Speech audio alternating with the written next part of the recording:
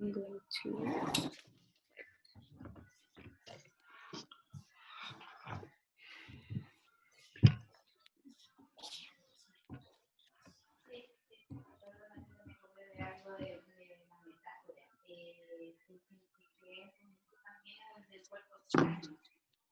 Que hacen el mismo procedimiento que un médico de extraer un cuerpo que no está enfermando el cuerpo y se extrae para poder y que cuando el procesamiento es como ayudar a que salga ese cuerpo extraño y que después la recuperación va a ser lenta, pero va a ser segura. O sea, va a quedar una cicatriz en vez del cuerpo extraño, pero esa cicatriz ya no vuelve, como a diferencia del cuerpo.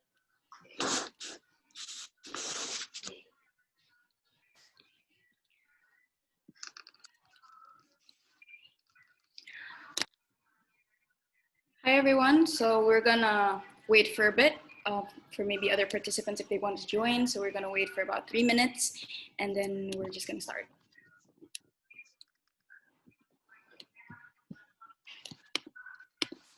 Selamat sore Pak Dubes Rizal. Mega. Sore. Hi, Yan. How are you? Baik. I'm good. All good. How are you, Ambassador? I'm okay. I'm good. Are you back already atau masih di sana? Ya, Jakarta lah. Oh, udah balik. Udah dari Juli. Oh, okay. Juli awal Agustus.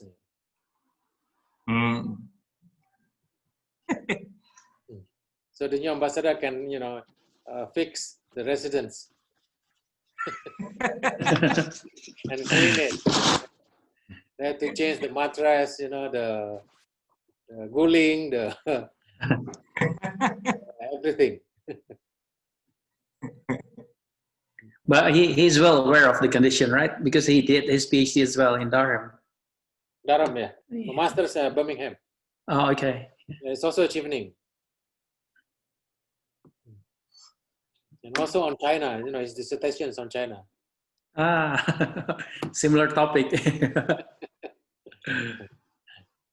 Periode jam itu tahunnya juga mirip, memang dekat-dekat, kita we overlap. Yeah. Yeah, well, the house is old, so of course needs fixing here and there. Well, at least the embassy has been, new, so. Iya betul. Mantap. Bawahnya Pak Dubes Rizal nih. Tinggal itu aja cari perabot. Perabotnya masih perabot 1970s. Perabotnya masih yang dulu, gedungnya aja yang baru. Iya masih. Ya.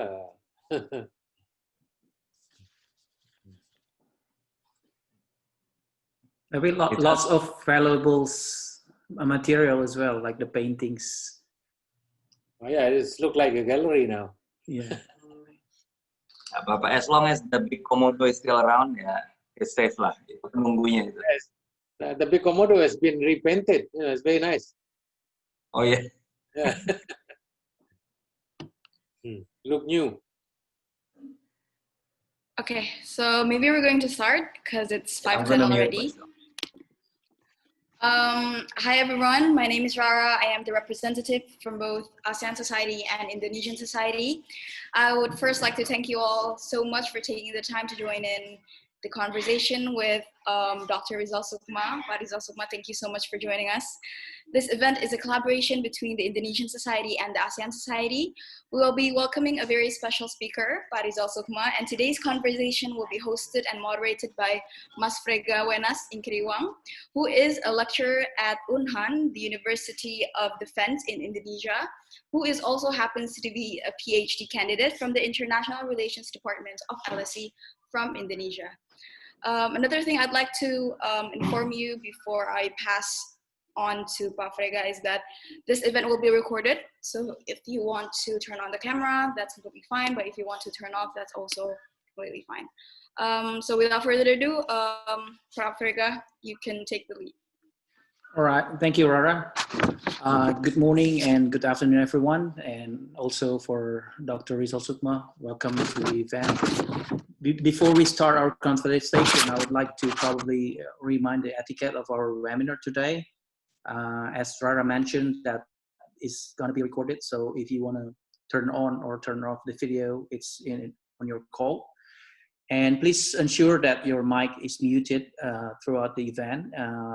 Later, we will have an interactive Q&A, and then I will probably allow you to raise question based on the feature that you can use, either the raise hand feature or you can type your question in the chat function. And probably now I'm going to start with the introduction of our distinguished speaker, Dr. Rizal Sukma.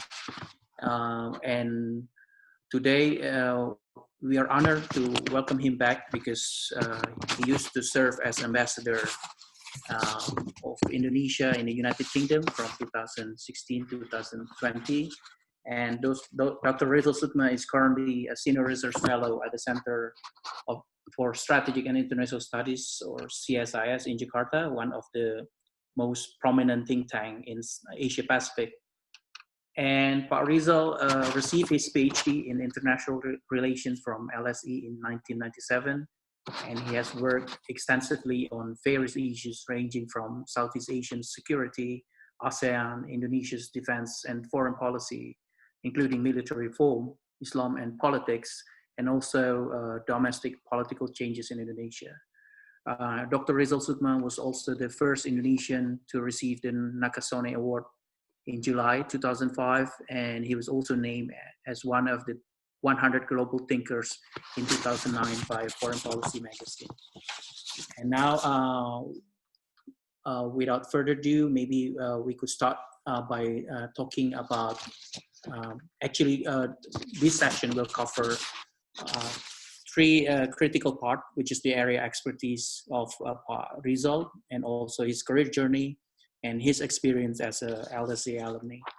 And we're going to cover for the first 30 minutes. I'm going to probably try to moderate with some questions, and then Pa Rizal will respond on that one. Maybe first, Pa Rizal, we're going to start from your area of expertise because you are a prominent researcher and also, experience as an ambassador. You have experienced so many international engagement. So it is good probably to know from your point of view on the current foreign affairs, especially relating to Indonesia's foreign policy. Maybe the first question that I would probably to deliver is, what is your opinion actually with the current Sino-US rivalry, and especially its impact in the Southeast Asia region, which include Indonesia? Maybe you can share your thought on this, Rizal.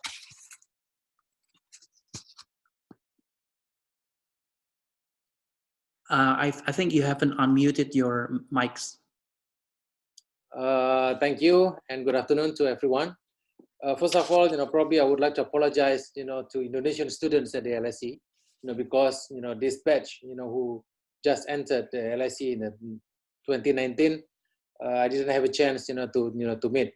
Usually, we had kind of picnic at the official residence of Indonesia's ambassador to the UK, for Indonesian, LSE students, either the special nasi padang or sate padang, but 2020 has been very tough, so we didn't have the chance to organize that.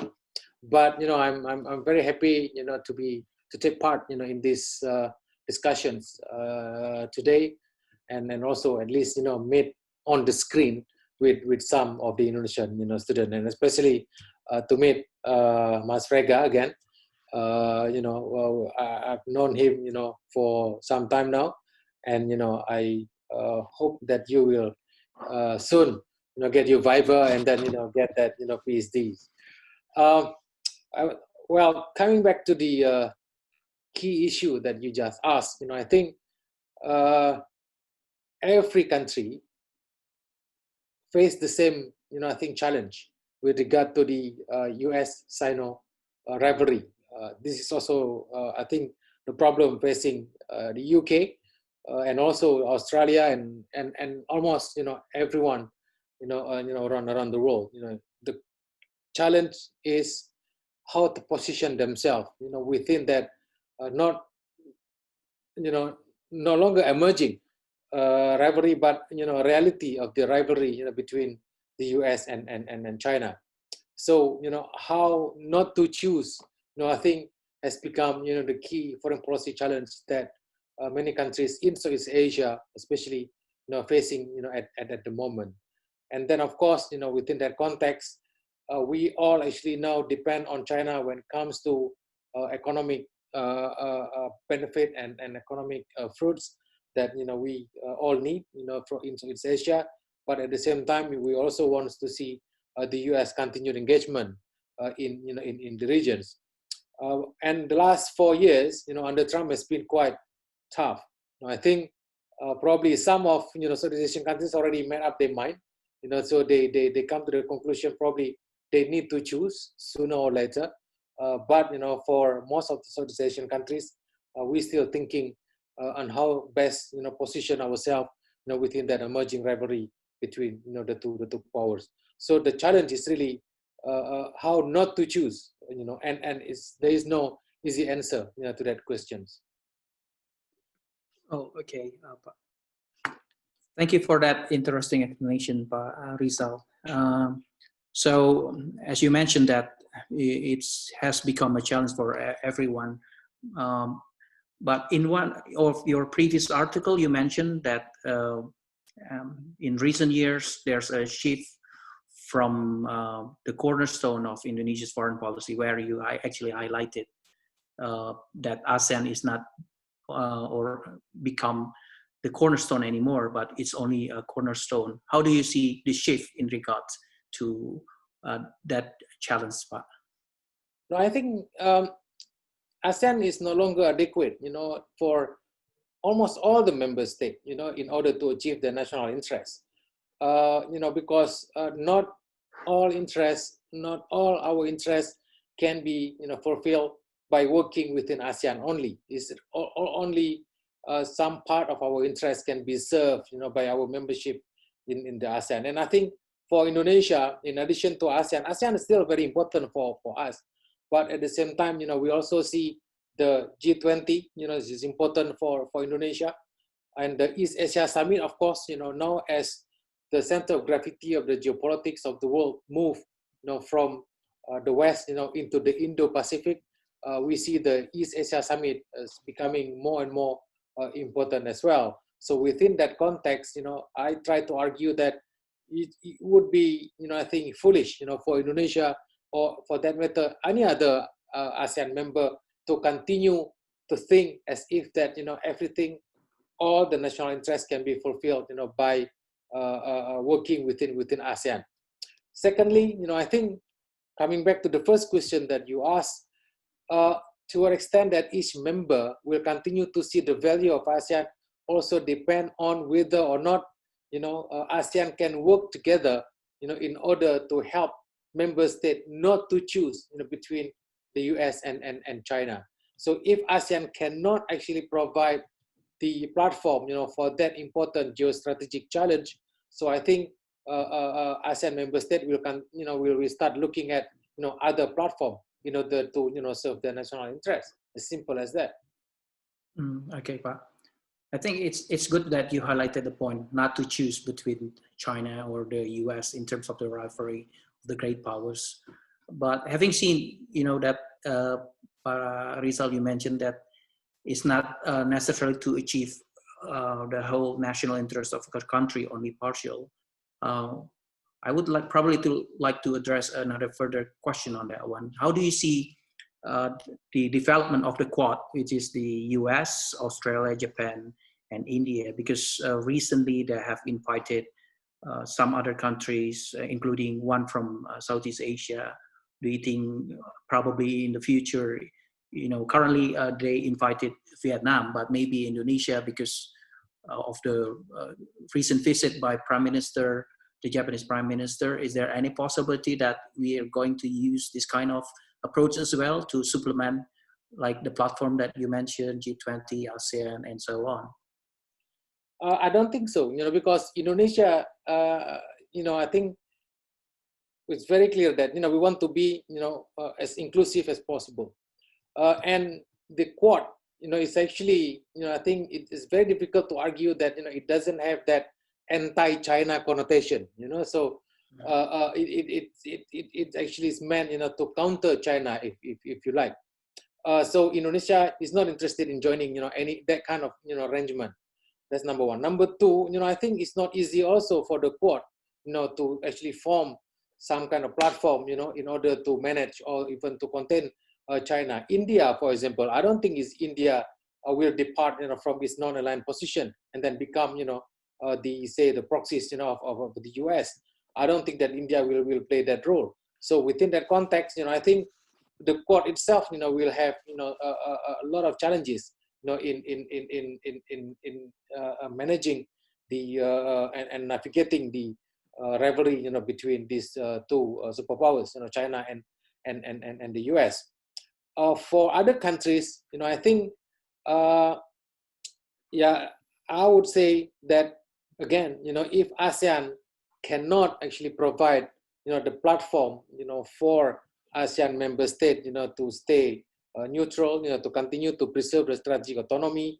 So I would not blame, if, say, we will see one or two member of ASEAN, finally choose, within the US-China rivalry. If that happens, does it mean that we lead to a fragmentation of ASEAN, or how do you see the future of ASEAN then? Yeah, I think 2000, I think 10, I've already observed that, the challenge, for ASEAN now is actually is the how you, continue to play this, centrality role without unity, so this is the new, I think challenge. I mean, usually, you need unity in order, to be, at the center, to be able to play this centrality. So without unity, there is no centrality. But, ASEAN now is facing the challenge how you achieve, centrality without unity. So this is, I think, the key issue that all ASEAN countries need to talk about, need to discuss among, ourselves. Oh, okay. Thank you, Rizal, for your insight on your expertise on foreign affairs. I think probably it's useful as well, because one of the area that we want to explore is regarding your career journey, especially serving as an ambassador. You have experienced various international engagement. Maybe you can tell us about your experience as ambassador representing our country, and what is actually day-to-day life as an ambassador. How challenging, or what is probably the good side of it that you can share with us? Well, ordinary, I mean, the normal things that we do, of course, representing the country, to the host country, and then also to communicate our interest, our position, to the UK government, and also to observe, analyze the development in the UK, and then report it back to Jakarta, so that we can have informed decisions when it comes to how to pursue our interests with the UK. And secondly, most of the things that we do is basically try to achieve this improvement in bilateral relations. But on day to day, I think since the priorities of Pak Jokowi is also on the citizen services, so I think there have been a lot of works in that area on how to, for example, actually make sure that the services at the embassy improve, and then achieve a certain standard. The services will be quick. You don't need to wait for like 2 months, to get your passport renewed. It can be done within 1-2 days. Move to the online system, and so on. So we did a lot of citizen services, activities. But one thing that I cannot get myself familiar with and also comfortable in doing being an ambassador is actually going to all those receptions, the diplomatic reception, because there's 170 plus embassies, in London. And then, we get all this invitation for the National Day, for the national diplomatic receptions. That is actually very dangerous for your health, because you go and then, you had all this food, but usually when, I go home, I don't feel that I already eaten, because no rice. Then, end up eating Indomie at 10 o'clock. So that is not good, because that's why in 4.5 years, I gained around almost 9-10 kilogram because of all those, reception. Even though I already divided, those invitations, together with the deputy ambassadors, Pa Adam, but still there are a lot, of these diplomatic reception that, we all had to go. But it's an interesting 4.5 years. It's quite challenging, but of course, most part of it I enjoyed, especially we can understand better, the UK, and then try to also promote our interest, in United Kingdom. Okay, Pak. I noticed that as an ambassador, you also cover Ireland and the International Maritime Organization. How you actually balance this kind of assignment and role, because those are two different country and also entity. For the International Maritime Organization is less challenging, because it's based in London, and only 15 minutes walk from the embassy, the new embassy, just across the river. We also an active member of the IMO. It's quite challenging actually, to do the ambassadorship to Ireland, because we can only go there like 2 or 3 times a year, and that is not enough. I went there, and then usually for 2 and 3 days, and meet a number of people, and also meet the Indonesian community. But overall, I think as the UK now left, the EU, I think we need to consider, to open the embassy in Dublin, so that we can use Ireland as the new, entrance, new gateway to the European Union in the future. And also because our relationship with the Ireland actually also growing with the embassy there, I think it would be easier, to even promote our interests not only in Ireland but also within the European Union as a whole. Okay, Pak. Coming from a background not as a career diplomat, because ambassador is a political appointee and it can be recruited from non-diplomat career as well. How do you perceive actually your previous career as a researcher and then executive director of CSI as a prominent think tank in helping you to serve as ambassador in the UK? Being in a think tank is actually an advantage, because think tank is not a pure academic institution. So in the think tank, my experience, we also interacted and worked very closely with various ministries, especially within Southeast Asia and East Asia. So at least we get involved in policy, debate policy, issues.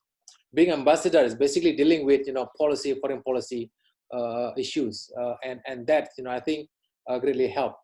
Being the student at the LSE, for 4.5 years also in the 1990s also helped.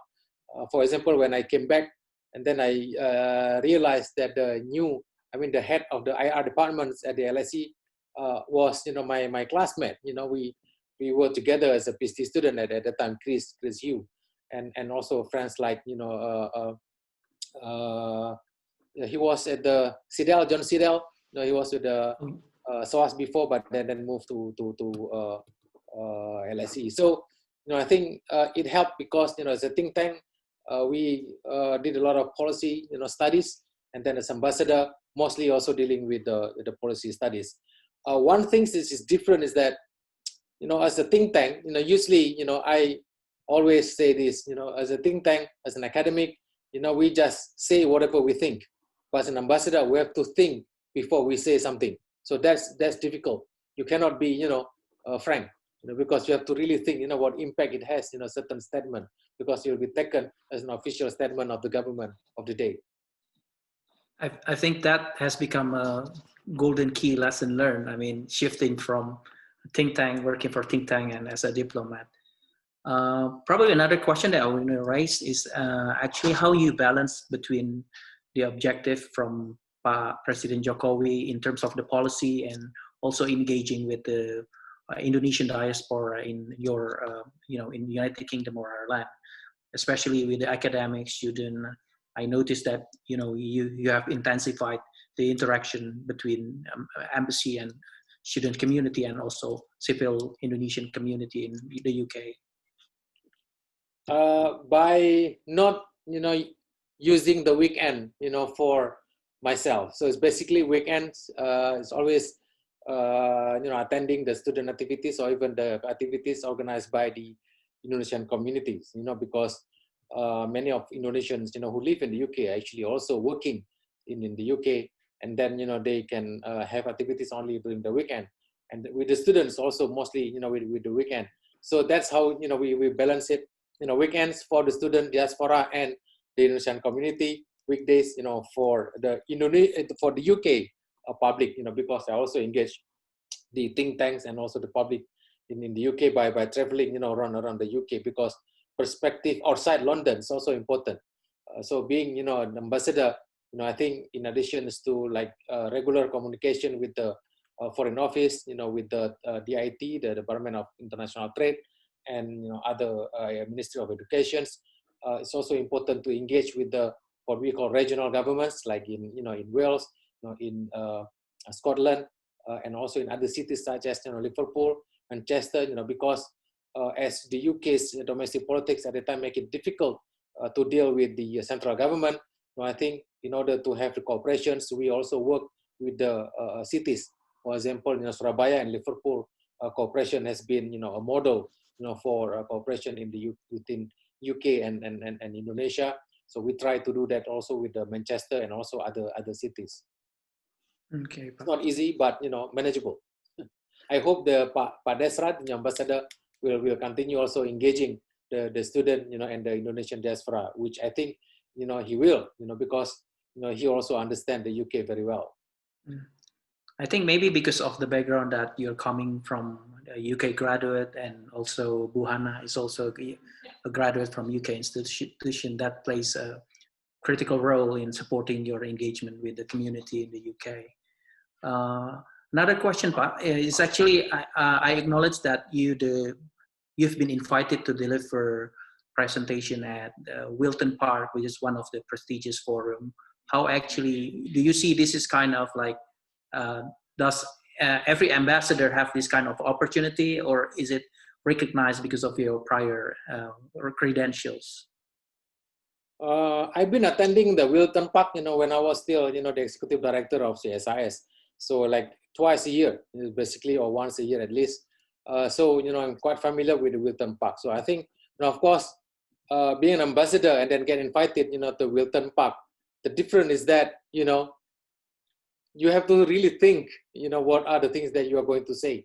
And then, I think some of friends, at the Wilton Park noticed that, so it's basically, when they ask, questions, they always say, can you give Rizal Sukma's, opinion rather than ambassador's, opinion. So that's, I found it very interesting, because, they want to hear, frank assessment of the issues. But since the Wilton Park, usually the based on Chatham House rules, so I think it's it's a bit easier, so to have a frank these discussions. And every ambassador, I think, will have the similar opportunity to get invited to Wilton Park. And Pak Desra has been also speakers in a number of occasions at the Wilton Park as well, in his position as the DG for the Asia and African affairs, and also as before international security director. Okay, Pak. Maybe last question regarding the career journey. Maybe you have tips or advice for a student or for those who wish to, experience a career in foreign affairs, probably as a diplomat, or probably like think tank members which focus on foreign affairs. Maybe you can share your advice. Well, for those who actually studied IR, do not think that the foreign ministry is the only place that you can pursue career. One area that I think all Indonesian students or everyone who studied at the LSE can also enter is actually the international organizations. This is I think one area where we lack Indonesians who work at the international organization. For example, at the International Maritime Organization, it's almost non-existent. The Indonesian who actually are staff at the IMO and also other international organizations. So I think the career can also be pursued within those international organizations. So foreign ministry is not the only place for those who study foreign affairs or international relations to build their career. Look at Ian. Ian is no longer with the foreign ministry, in the Ministry of Economy. So and that's my first point on the career. Secondly, whatever you do, I think focus and just do it seriously. It helps. So I think for the first 5 years probably it's okay if you keep moving your career from one area to the other. But after 5 years, so I think you need to really focus and then try to build your career in that particular field. Thank you, Pak Rizal, for the tips. Maybe we move to the third part, which is related with the experience as an LSE alumni. You mentioned that those kind of experience at LSE actually helped connected you with the head of the IR department, Professor Chris Hughes. But maybe you can explain further about how actually those experience, either as a master program student or a PhD student or whatever it is, in contributing to your current journey, be it working as a government or as a think tank or in a general issues. The context and also the times is really different. When I joined, I start the study at the LSE, it's only 3 Indonesians studying at the LSE at the time. One is the undergraduate in economics, and then one at the government, Department of Government.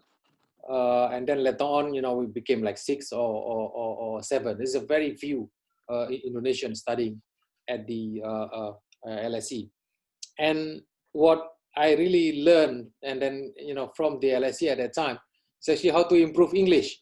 Because in 1992, when any Indonesians who come to London, usually the other Indonesian will try to grab you and then bring you to Indonesia, to Hendon, stay there, because so many Indonesians in the. But I refused to stay in Hendon, and then I decided to stay the Rossabria Avenue door, because that's the only way that we can improve English. But for you guys, English is not an issue anymore. For us at that time, English is really a problem. By staying in dorm, we managed to also build those connections, build that network with other students from all over the world. Because we do have the need to set up the study group, in order to learn, how to answer the exam questions and so on. So that's I think it helped in 2 ways. One, improve the English, and then second, build the friendship, build the connection through the study group, because we all face the same a problem, how to answer the exam questions, and then the question, I think until today is still the same. It's just very simple but very difficult. I remember in my time, one of the questions that they ask for exam is like this: war is obsolete, discuss. It's a very simple, but it's a very hard to answer. So now everything is different, and also and at that time there is no internet, there is no email, so it's not yet. The email came I think in 1993, and then the LSE has a very few computers. You had to fill in the form in order to use the computers, and so on. Now it's quite, I think, different, and it's much easier to access the technology and also the information at the LSE. So please use that. So that is great. But I think you miss also the sense of studying, in the old library, at the LSE. When you walk, you can hear, the weird sounds, of the floor, in the middle of the night. But now it's beautiful, the new, library, right? Now it's more sophisticated. Okay, Pa. Based on your experience, what are your best memories that you still remember when you were still, a master or PhD student that still become a valuable experience for you? My first year as the PhD students, I was asked to write the chapter 1, the introductions of the thesis, and then I wrote almost 80 pages. So I submitted to my professor, and then one day later he called me, then asked me to come and see him. And then once I sit in front of him, he threw my chapter 1, into the dustbin, and he said, "This is rubbish." So that was quite shocking, for for me, 80 pages, he just throw it into the dustbin, and then he said it's rubbish. So that's, it's really, create, I think, more motivation in order to learn what, the so-called the English school, of IR at that time. So that's, I think, something that I will never forget, because my professor also said to me, if you are doing the social science, what you need is not scientific method. What you need is educated intuition. Because, social science, except for the economy, is not science in the sense of the natural science. So he said that, you don't need scientific method, but you need the educated intuition. It was hard to understand at the time, but, I understand, after I finished the school.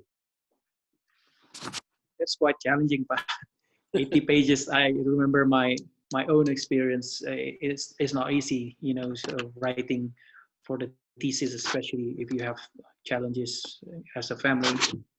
I think maybe the last question, Pak, from your experience as LSE alumni, because you mentioned during your time there were only 3 Indonesian students. Now we have, if I'm not mistaken, we have more than 30 students or even 40 students over time, 2018, 2019. I don't know the status for 2020, but maybe you can share some tips for these students or probably prospective student,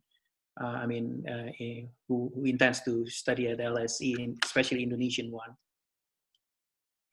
Well, the challenges are different, but I think one thing is, we is the same. Please use your time, as wise as possible. Your time at the LSE, because those time will not come back. So I think you have to cherish that. You have to really enjoy it, even though I know it's quite difficult. Because of the COVID. One thing that I regret until today, for example, I wish I could have been more active. In the they have the journal, right? The IR, the Millennium. Oh yeah, Millennium. Yeah. I wish I could be more active, in attending all those discussions, at the Millennium, and there are also other activities. So I think do not waste your time at the LSE at all. So please, I think use that time, especially for the master student. 1 year is a very quick, so it will not come back. That time will not come back. So my advice to you, just use it as wise as possible, even though I know it's difficult because of the of the COVID. Thank you, Pak Rizal. I think that's very useful, because as my own experience, I wish I could do the same thing as well for Millennium Journal, but because of the situation that I have, I missed that opportunity. So maybe, Pak, we can proceed with the interactive Q&A session, and I think I have seen raise hand. Maybe I'll give the opportunity to Abid Adonis to raise the first questions. You can unmute your mic. Okay, thank you, Pak Frega. Thank you, Pak Rizal Sukma. I'm Abid Abdurrahman Adonis. I'm from MSc in International Relations. I'm from IR department. And I have two questions. First is about the centrality without unity. You mentioned it's very interesting for me. My question is, do you think that this case, the centrality without unity, stems from the lack of regional leadership, in which, in my opinion, rooted from Indonesia's declining role in ASEAN, especially during President Joko Widodo's administration compared to, President Yudhoyono's term? And then the second one would be, what was your hardest challenge as an IR student at LSE, apart from the language that you mentioned previously, and how did you overcome it? Thank you. The first one, within ASEAN, we always try to not to advocate that term, the leadership. So I think, within ASEAN, we want to look for champions. So because each member state, can actually champion certain, aspect of the ASEAN cooperations. ASEAN doesn't need one leader. Then I think it cannot also be one leader within ASEAN, as the consensus decision making, and so on. What we need is actually to encourage, certain member, to advocate and become champion of certain issues. That has been, I think, happening. That's how ASEAN works. For example, Singapore has been the champion of the ASEAN Economic Community over the years, and then Indonesia also championed the ASEAN Security Community, while the Philippines is the champions of the ASEAN Social and Cultural Community as well. So that particular role. But now, I think, as I mentioned earlier, because of the rivalry between China and the US, each member state, has different strategic interests. But of course, in the past, we all hope that ASEAN, as a collective, entity, can provide the answer, to all of us on how to deal with that kind of a problem. But it seems that now it's becoming difficult. So each member state will look, to other platform as well, in order to deal with that difficult strategic, challenge that they face. ASEAN, I think, I don't see, any other member will try to quit ASEAN, but they will try to complement ASEAN with other platform as well. But of course, we need, a new champion that can bring ASEAN together again. That at the end, we all have to recognize is actually the neutrality, the strategic autonomy is the best interest that we all need to, work together, for ASEAN. That's, I think, I hope that Indonesia can play a more active role in that area as well, in the years to come. Try to bring all the ASEAN countries and then make everybody aware that the strategic autonomy of Southeast Asia is paramount important, for all the members, and we should not allow this rivalry, to take place, in Southeast Asia. The second question, the challenge is really, I studied IR at the Universitas Pajajaran, and this is also, I think, the same problem in the University of Indonesia and also in other universities in Indonesia, because the IR that we studied is a very American IR. So, when I started my master's at, at the LSE, I had to read all those books that I've never heard before. I had to read the Thomas Hobbes, Leviathan. I have to read, the Thucydides, the, Peloponnesian War. I had to read the Hedley Bull. Nobody read Hedley Bull in the, in Indonesia before, right? So the English school of IR, is really a challenge, to understand that. And then the second problem that I face is actually, to broaden, our understanding of IR, because in Indonesia, you've been reading this Morgenthau, this realism, crude realism, as the main approach, for the student. But they at the LSE, they give you all kind of, approaches that you need to understand, and that is not easy, to understand of those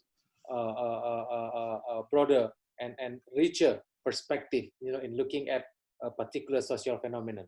So studying the English school of IR is the biggest challenge, of my time at the time, which I think today is still also the same.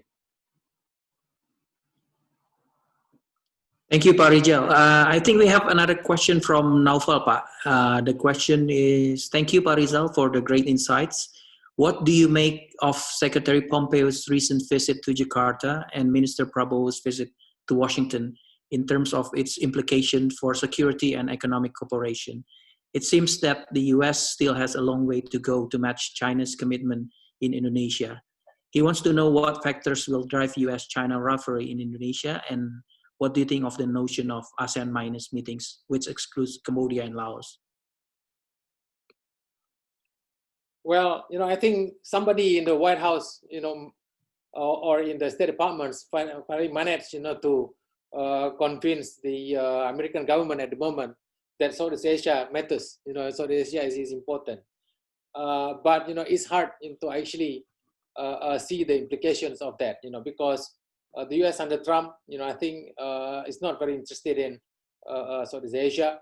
They're only interested, in managing their, rivalry and competition with China. So my regret is that the U.S. now is still look at Indonesia or Southeast Asia within the wider framework of their rivalry with China.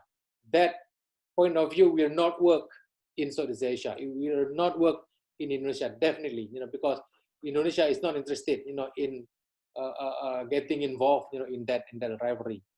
And secondly, I think after 4 years under Trump, it will be difficult to restore American credibility in not only in Southeast Asia but also in the world.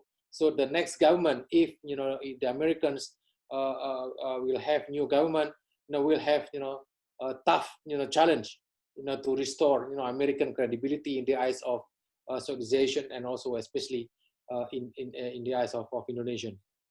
So I think this visit by Pompeo, or the visit by Minister of Defense to the U.S., it's only the rush attempt to show that America is also interested in Southeast Asia or in Indonesia, but that interest still framed within their rivalry with China. So I think they still miss the point. There's still a lack of understanding about how geopolitics works in Southeast Asia. Thank you. The latest one, on I don't think that we should do the ASEAN minus Cambodia and Laos, because if you look at the ASEAN Charter, there is no provision how to get out of ASEAN, how to exit ASEAN. Even though if there is a member state want to exit ASEAN Charter doesn't allow any member to quit ASEAN. Once you become a member, you stuck with ASEAN. And I think it's good in a way that I don't see any any member of ASEAN wants to quit ASEAN at the moment. So again we need a champion who can bring all these ASEAN member states, and then put all the challenges on the table, and then come to the agreement. These are the key challenges that we face, and then these are the collective approaches that we all can do at the same time. Then hopefully Indonesia is willing to do that. But again, because of the COVID, all these I think challenges are being put aside, and then everybody is actually focused on how to deal with the economic impact of the COVID-19 at the moment. So I don't see the foreign policy coming back as the key priorities of any government in Southeast Asia at the moment. Thank you, Pak Rizal. I think there are two more questions from those who raise hand, but probably because you mentioned about COVID, I would like to probably raise question from Dinar. Living in UK during the pandemics, I realized that UK government, although praised by many and certainly is one of the most advanced in the world, also has flaws and inefficiency of facing such crisis. What do you think Indonesia could learn from UK after this pandemic, Pak? No, I think we have learned from the SARS experience. So that's why when this COVID-19 started, you see almost all Indonesians actually wear masks.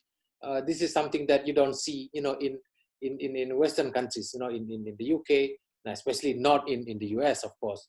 And then, we I think immediately understand that masks can help preventing the spread of infectious disease such as the COVID.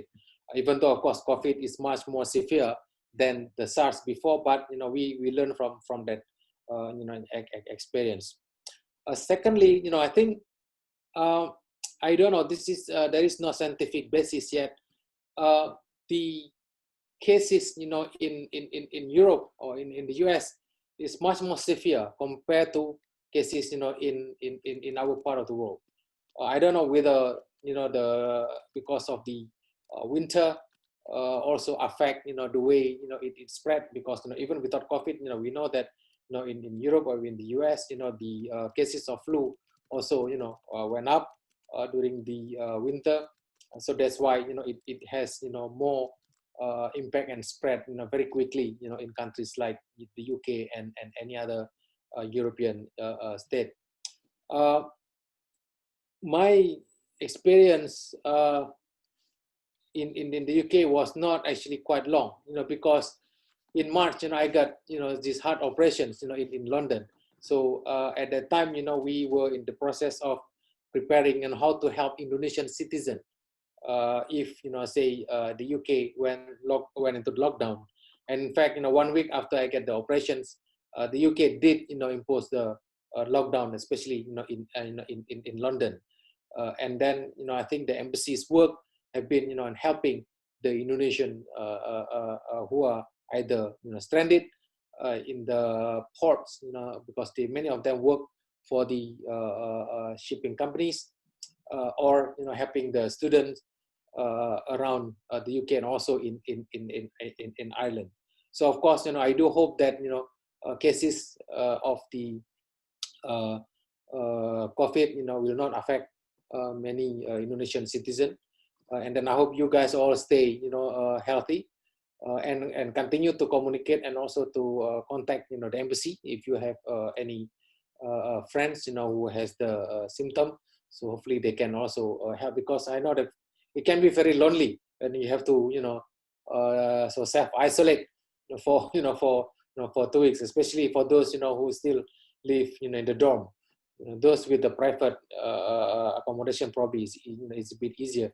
With the dorm, is quite difficult. The final thing that I would like to say, I think now the cooperations with university, and also in order to find the vaccine, has been I think progressed very well. Especially our cooperation with Imperial College, we started that cooperation even in March, and hopefully that will become the key cooperation now between Indonesia and the UK in dealing with the COVID.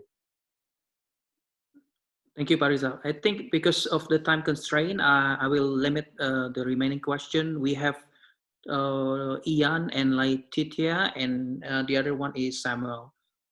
Please, Mas Ian, unmute your mic. Thank you very much, Mas Rega or Pak Rizal. Thank you very much for the opportunity. I'm happy to hear that you pointed out the fact that being an IR graduate doesn't have to be in Kemlu. I mean, Kemlu is not an option. So thanks very much for sharing that fact. I would just like to seek your view, Pak Dubes, about the importance of multilateralism versus bilateralism in the post-COVID global context. There are some views that advocate the demise of multilateralism due to COVID-19 and the strengthening of bilateral approach. So I would like just to seek your views on this. And my second question, having spent 3-4 years in the UK, what would be, or what has been your favorite football team? Thank you. On the I hope it's Chelsea, though. On the first one, I think it's both is important. for different goals that we can achieve. The multilateral approach, the multilateral setting is important to agree on, for example, that vaccine should not be based solely on the commercializations, because a multilateral institution can make sure that everyone across the world, every corner of the earth, can get access to a vaccine, because this is a global problem, is a global challenge. So this kind of agreement, can only be reached at the multilateral, setting, especially within the UN. If that's difficult, and then multilateral setting within the regions, can be used, to achieve those kind of agreement and arrangement. So that is important for that.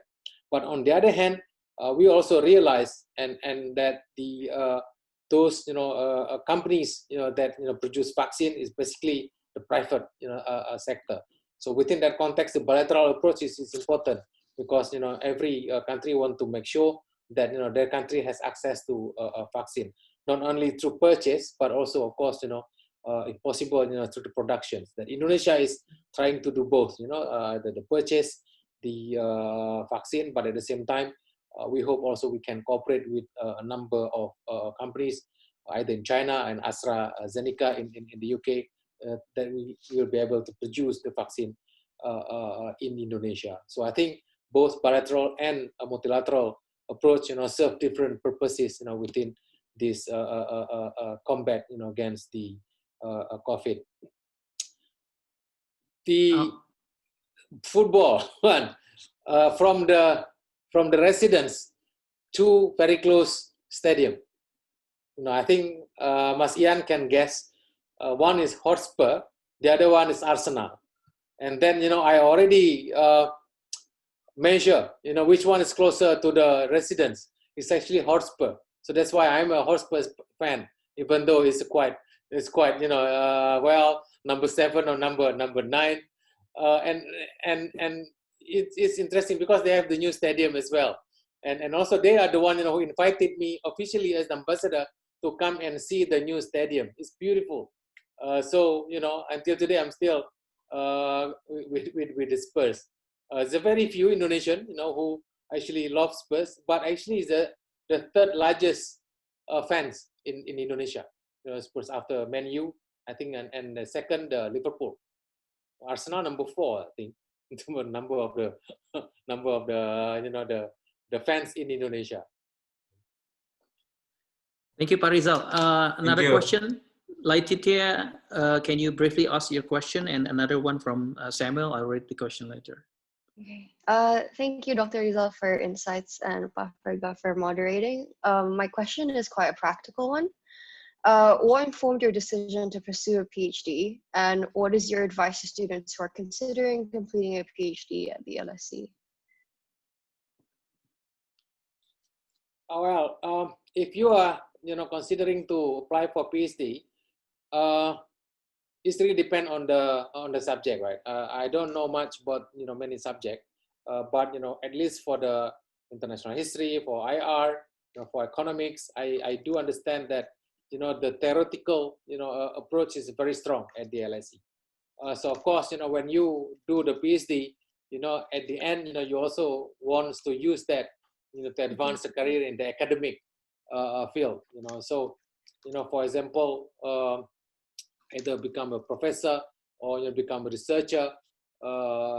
That's I think one of the motivation why people want to pursue their study up to PhD. It's not easy, to pass, to get the PhD from the LSE, especially in those subjects that really emphasize the importance of the theoretical approach, in your study. So, and I think if you really want to build your career also around the academic world, then PhD worth considering.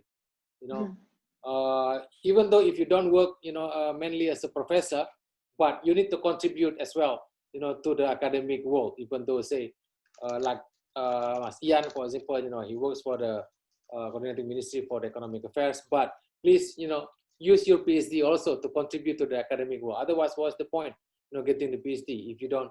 Because I don't know whether you still use this at the LSE. A PhD student, is expected to contribute, have the three contributions. Number one, you contribute to the existing knowledge.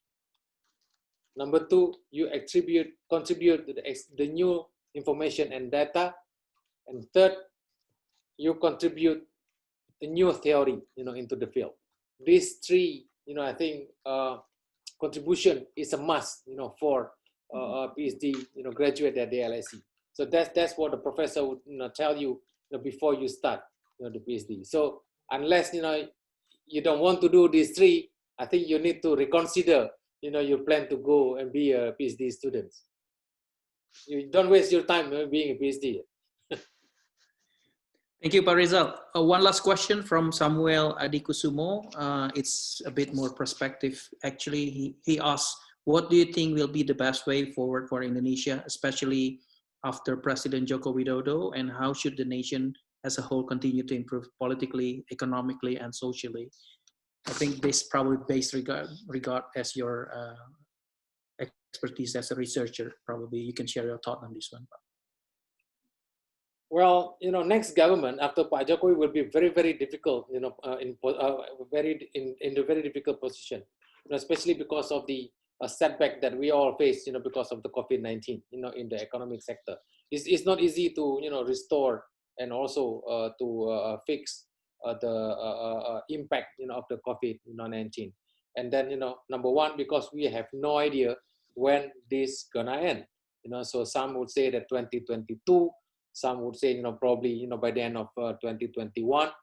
But, I think the impact is really, really, a serious one, on the economic and also on the social life of many countries. So I think strengthening the foundation for recovery, is going to be the toughest challenge of any government in the future, not only in Indonesia, but also in the regions.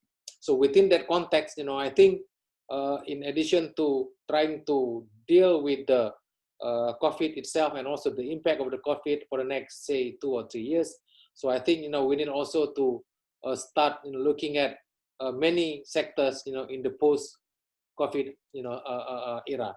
For example, what sort of foreign policy that we need to pursue, once we fix this COVID, problem? What sort of the economic policies that Indonesia needs to implement once we fix this, COVID-19 problem?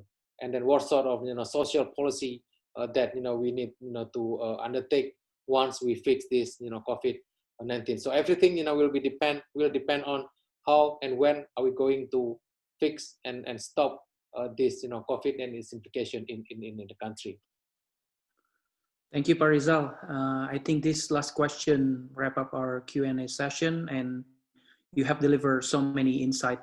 I like the point that you highlighted about the rivalry in Southeast Asia, and also the point not to choose amidst this rivalry, and also you share your career journey experience where actually we are encouraged to explore as many as opportunity that we could, but after 5 years we have to focus on certain specific expertise, and also your point about balancing academic or non-academic and time management as well. And various other great insights. Thank you so much, Pak Rizal, for coming and sharing your insight. We have learned a lot. And also, thank you all for allocating your time to join this webinar with Dr. Rizal Sukma. Once again, thank you so much, Pak Rizal, and also for the Indonesian Society. Thank you, everyone. Thank you, everyone. Thank you. Stay safe. You for coming. Maybe before we all go, we could take a group picture. So I'll take the picture. If you could smile. Wait, let me turn this. Okay. 1, 2, smile. Okay. Thank you so much for coming. Very interesting insights. Thank you so much, Pak Rizal, for coming, for taking the time. Mas Frega, thank you so much for helping us to become the moderator, and to all of you for coming. We will be sure to share the recording of this session to the people who can't attend today, as they have been sending the questions that were answered during the session. Once again, thank you so much, and maybe we'll see you guys in the next event of Indosok and ASEANSOC. Bye. Thank you. Terima kasih. Thank Terima kasih you. Pak Dubes. Thank you. Thank Terima kasih you. Bro Frega. Thank you. Thank you. Kasih Karin titip salam buat Mama ya. Yeah. Oke, bye-bye. Bye.